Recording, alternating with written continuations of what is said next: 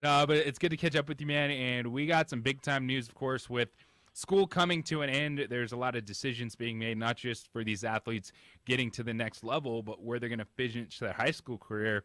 And quarterback Aden Chavez of Cibola is heading to play in Florida for his senior season. What did you think about that when you heard the news? I'm happy for him. I think, he's doing this for his future, obviously. He's going to play in the largest classification out there in Florida. The school will announce where he's going and all that, so I'm not ready to do that. He's going to do that on his own time. But I think, KJ, and I know this is going to be an unpopular statement or opinion, but I think the Lobos kind of caused this. Really? Why do you say that? Well, I think they were playing a very dangerous waiting game with Aden, where if they didn't offer him that maybe, that he would be right here in their backyard, and then they would extend the offer very late in the process, and the rest would be history. Because I think they knew that if they extended an offer, it would open the floodgates. And I say that, and that's a real thing, JJ, because I've talked to high school coaches when they're trying to get their kids looked at by out-of-state schools. The number one first question that always comes up if they don't have a Lobo offer is, why haven't the Lobos offered? Why haven't the Lobos offered? So I think they were playing that wait game or that stash game. You know how the Spurs used to stash draft picks in Europe? I think that was what was going on there.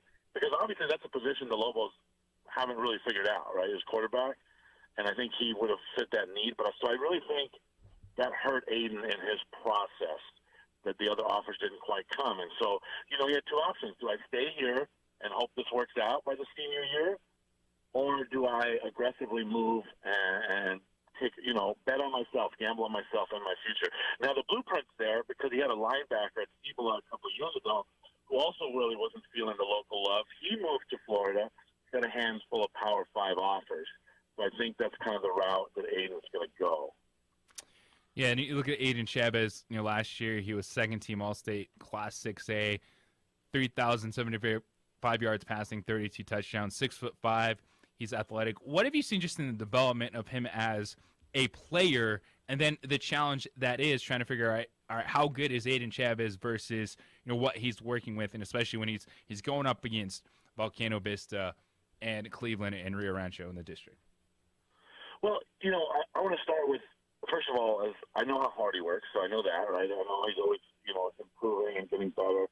But when it comes to the real X's and O's on the field, I don't pretend to understand, right? So I reach out to resources, right?